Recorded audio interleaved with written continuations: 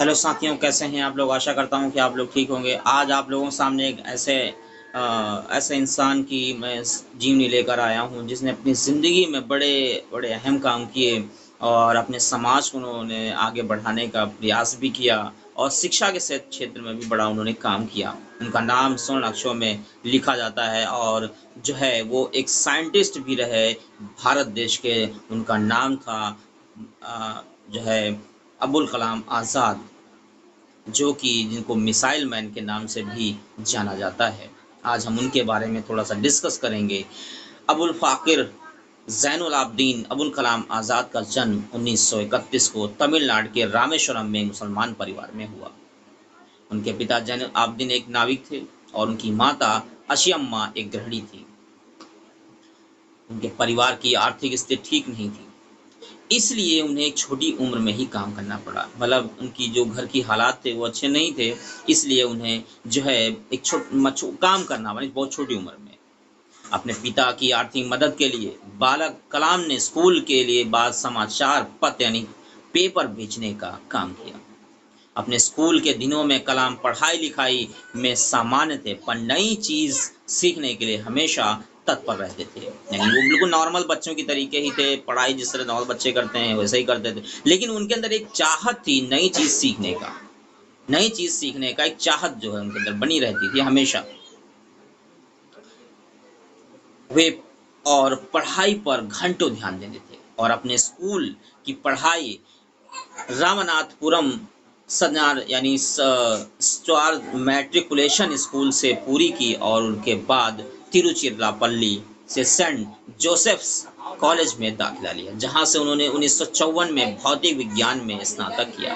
उसके बाद वर्ष 1955 में मद्रास चले आए, जहां से उन्होंने एरोस्पेस इंजीनियरिंग की शिक्षा ग्रहण की और वर्ष 1960 में कलाम जी ने मद्रास इंस्टीट्यूट ऑफ टेक्नोलॉजी से इंजीनियरिंग की पढ़ाई पूरी की। तो ये मैंने बहुत शॉर्ट में बता रहा हूँ, बहुत उनकी बहुत ज़िंदगी तो बहुत बड़ी, अगर मैं बताने लग जाऊँगा तो बहुत ज़्यादा बड़ी हो जाएगी, ये बहुत काफ़ी एपिसोड बन जाएँगे। तो मैं शॉर्ट में इसलिए बता रहा हूँ कि आप लोग इन स्टोरीज़ को सुने और सुनने के बाद अपने अंदर एक तज़किया करें या अपने अंदर एक सोचें, अपने आप पे जो है सोचने पे मजबूर हों, सोचें अपने आप पे कि हम क्या कर रहे हैं, हमें क्या करना चाहिए हमें आगे बढ़ने के लिए। मद्रास इंस्टीट्यूट ऑफ टेक्नोलॉजी ने से इंजीनियरिंग की पढ़ाई पूरी करने के बाद कलाम जी ने रक्षा अनुसंधान और विकास संगठन डीआरडीओ में वैज्ञानिक के तौर पर भर्ती हुए। इस दरमियान यानी उनको ऐसा नहीं कि परेशानियां नहीं फेस करनी पड़ी, उन्हें हर तरह की परेशानियों को झेलते हुए, हर तरह की परेशानियों को फेस करते हुए आगे बढ़े। कलाम ने अपने कैरियर की शुरुआत भारतीय सेना के एक छोटे हेलीकॉप्टर का डिजाइन बनाकर किया। डीआरडीओ में कलाम को उनके काम से संतुष्टि नहीं मिल रही थी। कलाम जी पंडित जवाहरलाल नेहरू द्वारा गठित Indian national committee for research space research के सदस्य भी थे। इस दौरान उन्हें प्रसिद्ध अंतरिक्ष वैज्ञानिक विक्रम साराभाई के साथ काम करने का अवसर मिला। वर्ष 1969 में उनका स्थानांतरण भारतीय अंतरिक्ष अनुसंधान संगठन इसरो में हुआ। यहाँ वे भारत के सैटेलाइट लॉन्च व्हीलर परियोजना के निदेशक के तौर पर उन्होंने काम किया। इसी परियोजना की सफलता के परिणाम स्वरूप भारत का प्रथम उपग्रह रोहिणी पृथ्वी की कक्षा में सन 1980 में स्थापित हुआ। इसरो में शामिल होना कलाम के कैरियर का सबसे बड़ा अहम मोड़ था, यानी जो अब्दुल कलाम आज़ाद जी थे उनकी ज़िंदगी का बड़ा अहम मोड़ था। और जब उन्होंने सैटेलाइट लॉन्च व्हीलर परियोजना पर कार्य करना आरंभ किया, तब उन्हें लगा जैसे वो ही वही कार्य कर रहे हैं जिससे उनका मन लगता है। यही बात 1963 और 64 के दौरान अमेरिका के अंतरिक्ष संगठन नासा की भी यात्रा की। परमाणु वैज्ञानिक राजा रमन्ना, जिसके देख रेख में भारत ने पहला परमाणु परीक्षण किया था, ने कलाम जी को वर्ष 1974 में पोखरण में परमाणु परीक्षण देखने के लिए भी बुलाया था। 70 और 80 के दशक में अपने कार्यों और सफलताओं से डॉक्टर अब्दुल कलाम आज़ाद भारत में बहुत प्रसिद्ध हो गए और देश के सबसे बड़े वैज्ञानिक में उनका नाम गिना जाना लगा। उनकी ख्याति इतनी बढ़ गई कि तत्कालीन प्रधानमंत्री इंदिरा गांधी जी ने अपने कैबिनेट के मंजूरी के बिना ही उन्हें कुछ गुप्त परियोजनाओं पर कार्य करने की अनुमति दे दी। भारत सरकार ने महत्वाकांक्षी इंटीग्रेटेड मिसाइल डेवलपमेंट प्रोग्राम का प्रारंभ डॉक्टर कलाम की देखरेख में किया। वह इस परियोजना के मुख्य कार्यकारिणी थे। इस परियोजना ने देश को अग्नि और पृथ्वी जैसी मिसाइलें दी। जुलाई 1992 से लेकर दिसंबर 19 डॉक्टर कलाम प्रधानमंत्री और वैज्ञानिक सलाहकार और रक्षा अनुसंधान और विकास संगठन DRDO के सचिव रहे। भारत ने अपना दूसरा परमाणु परीक्षण इसी दौरान किया। उन्होंने इससे एक महत्वपूर्ण भूमिका निभाई। आर चिदम्बरम के साथ डॉक्टर कलाम इस परियोजना के समन्वयक रहे। इस दौरान मिले मीडिया कवरेज ने उन्हें देश का सबसे बड़ा परमाणु वैज्ञानिक बना दिया। वर्ष 1998 में डॉक्टर कलाम ने हृदय चिकित्सक सोमा राजू के साथ मिलकर एक कीमत का कोरोनरी स्टेट का विकास किया। इसे कलाम राजू स्टेट का नाम भी दिया गया। अब भारत के राष्ट्रपति के तौर पर उन्हें क्या काम किया ये जानेंगे। भारत एक रक्षा वैज्ञानिक के तौर पर उपलब्धियों और प्रसिद्धि के मद्देनजर NDA की गठबंधन सरकार ने उन्हें 2002 में राष्ट्रपति पद का उम्मीदवार बनाया। उन्होंने प्रतिद्वंदी लक्ष्मी सहगल को भारी अंतर से पराजित किया और 25 जुलाई सन 2002 को भारत के 11वें राष्ट्रपति के रूप में शपथ लिया। डॉक्टर कलाम ने अपने ऐसे तीसरे राष्ट्रपति थे जिन्हें राष्ट्रपति बनने से पहले ही भारत रत्न से नवाजा जा चुका था। इससे पहले डॉक्टर राधाकृष्णन और डॉक्टर जाकिर हुसैन को राष्ट्रपति बनने से पहले भारत रत्न से सम्मानित किया जा चुका था। उनके कार्यकाल के दौरान उन्हें जनता का राष्ट्रपति भी कहा जाता था। अपने कार्यकाल की समाप्ति पर उन्होंने दूसरे कार्यकाल की इच्छा जताई, पर राजनीतिक पार्टियों में एक राय की कमी होने के कारण उन्होंने ये विचार त्याग दिया। 12वें राष्ट्रपति प्रतिभा देवी सिंह पाटिल के कार्यकाल के समाप्ति के समय एक बार फिर उनका नाम अगले संभावित राष्ट्रपति के रूप में चर्चा में था, परंतु आम सहमति न होने के कारण उन्होंने अपनी उम्मीदवारी का विचार त्याग दिया। राष्ट्रपति पद से सेवा मुक्त होने के बाद का समय क्या ये सब जानेंगे। मैंने पॉइंट्स क्लियर कर रहा हूँ, बनी पॉइंट जो थे वो छोटे पॉइंट बनाए उनको मैं लिख रहा हूँ, उससे मैं आपको बताऊँ। तो राष्ट्रपति पद से सेवा विमुक्त होने के बाद का समय जो था वो किस तरीके से उन्होंने गुजारा। राष्ट्रपति पद से सेवा मुक्त होने के बाद डॉक्टर कलाम शिक्षण, लेखन, मार्गदर्शन और शोध जैसे कार्यों में व्यस्त रहे।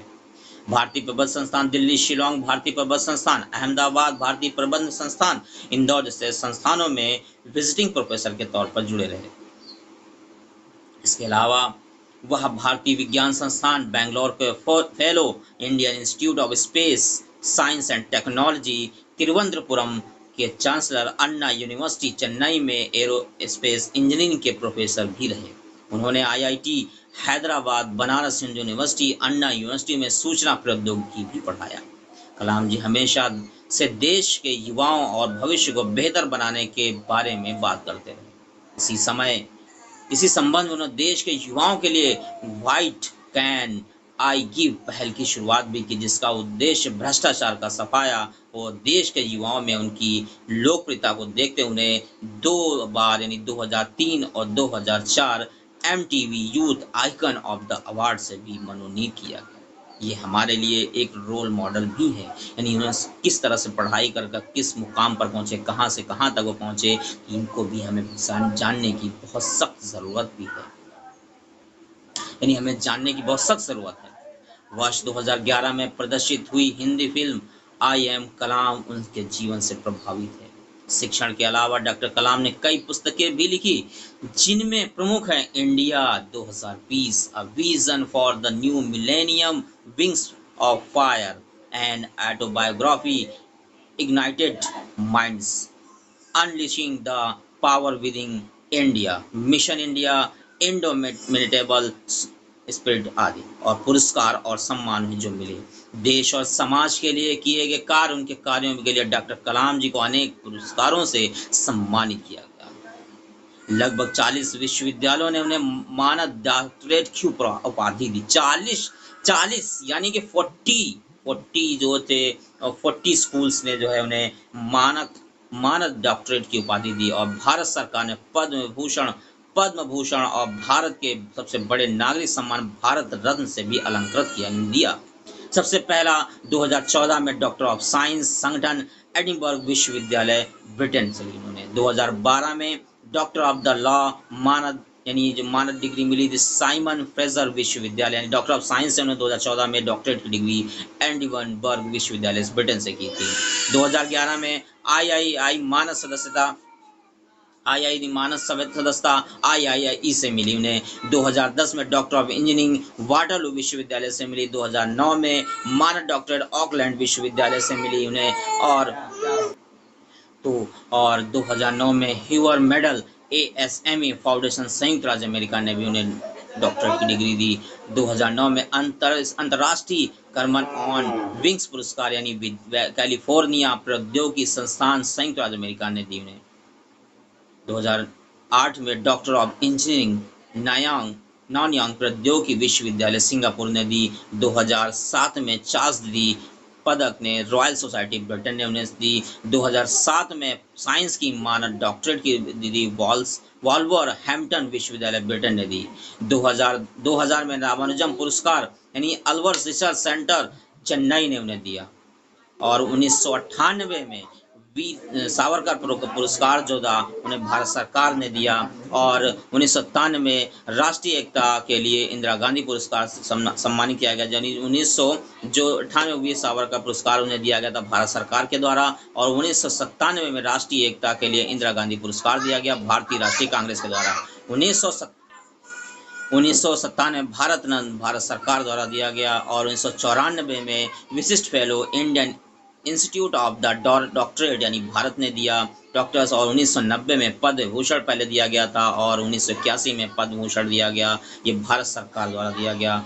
मृत्यु उनकी जो हुई 27 जुलाई 2015 को भारतीय प्रबंध संस्थान शिलांग में अध्यापन कार्य के दौरान उन्हें दिल का दौरा पड़ा, जिसके बाद करोड़ों लोगों के प्रिय और चहेते डॉक्टर अब्दुल कलाम जो है इस दुनिया से रुखसत हो गए। अगर आपको ये वीडियो अच्छी लगे तो इस वीडियो को शेयर करें, लाइक करें। हमारे चैनल पर नए हो तो हमारे चैनल को सब्सक्राइब करें।